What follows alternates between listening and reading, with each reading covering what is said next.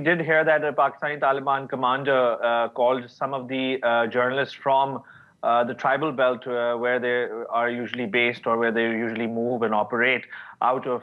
So the tribal journalists got, some colleagues of mine also got a call in which they did take responsibility of this attack. But then later on, after an hour or two of that, the official spokesperson for the Pakistani Taliban, he sent out a statement to all journalists, and in which he said, which I also saw a copy of, in which he said that we had nothing to do with this particular attack.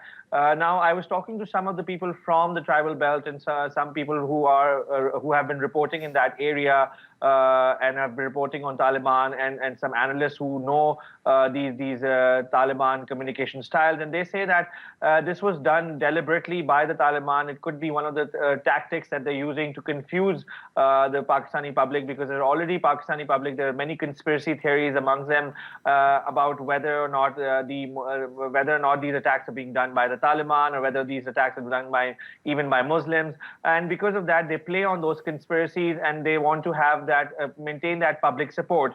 And because of which we see that one Taliban faction at the same time is accepting responsibility for it, and then later on they are denying responsibility for it in a way to continue enjoying public support and still be able to carry out these attacks. Taha, this attack came just over a year after more than 150 people were killed in an attack on a school in Peshawar. How come we're still seeing such massive security failures?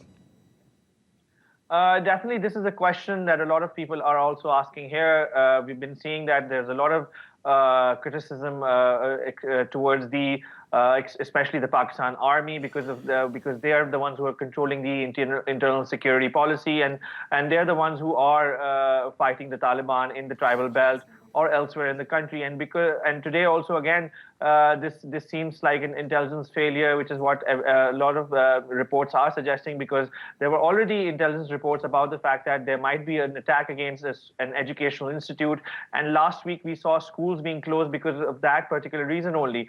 Now we are seeing that the army chief and the Pakistan Prime Minister have called a meeting, and they are trying to see what way to go forward from here.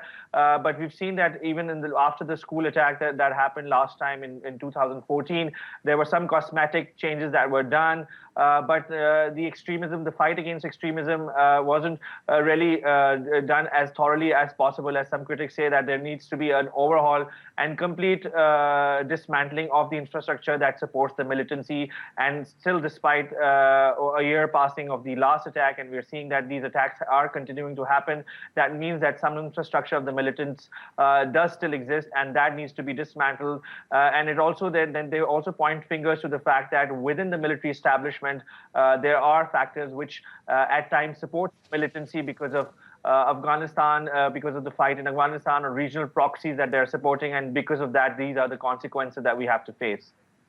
All right, thank you very much indeed, Taha. Taha Siddiqui reporting from Islamabad.